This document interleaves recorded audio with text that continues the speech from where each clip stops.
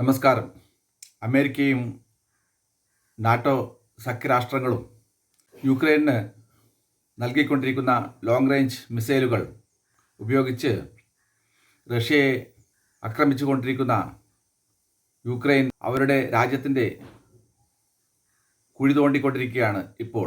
ഇതുവരെ യുക്രൈൻ തലസ്ഥാനമായ കീവിനെ ആക്രമിക്കാൻ വിമുഖത കാട്ടിയിരുന്ന റഷ്യൻ മിലിറ്ററി ഇപ്പോൾ കീവടക്കം യുക്രൈൻ്റെ പല തന്ത്രപ്രധാനമായ പ്രദേശങ്ങളിലും മാരകമായ സൈനിക ആക്രമണമാണ് ഇപ്പോൾ അഴിച്ചുവിട്ടുകൊണ്ടിരിക്കുന്നത്.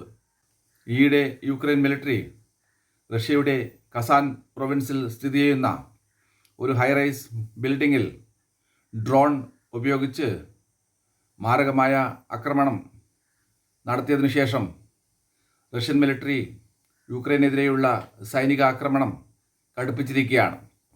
യുക്രൈൻ്റെ പല ആയുധപ്പുരകളും പവർ സ്റ്റേഷനുകളും അതുപോലെ നാറ്റോവിൻ്റെ കമാൻഡ് ആൻഡ് കൺട്രോൾ സ്റ്റേഷനുകളും റഷ്യൻ മിലിറ്ററി ഇതിനോടകം തന്നെ ആക്രമിച്ച് നശിപ്പിച്ചിരിക്കുകയാണ്. അമേരിക്കയുടെയും അതുപോലെ നാറ്റോ സഖ്യരാഷ്ട്രങ്ങളുടെയും പാവിയായി പ്രവർത്തിച്ചു കൊണ്ടിരിക്കുന്ന യുക്രൈനെ ഒട്ടാകെ നശിപ്പിക്കും എന്ന വാശിയിലാണ് റഷ്യൻ പ്രസിഡന്റ് വ്ളാഡിമിർ പുടിൻ ഇപ്പോൾ ഉള്ളത്. 2025 ജനുവരി 20 ഡൊണാൾഡ് ട്രംപ് അധികാരത്തിൽ വരുന്നതിന് മുമ്പ് തന്നെ യുക്രൈൻ്റെ കിട്ടാവുന്നത്ര തന്ത്രപ്രധാനമായ പ്രദേശങ്ങളെല്ലാം തന്നെ ആക്രമിച്ച് കീഴ്പ്പെടുത്താനാണ് റഷ്യൻ മിലിറ്ററി ഇപ്പോൾ ശ്രമിച്ചുകൊണ്ടിരിക്കുന്നത്.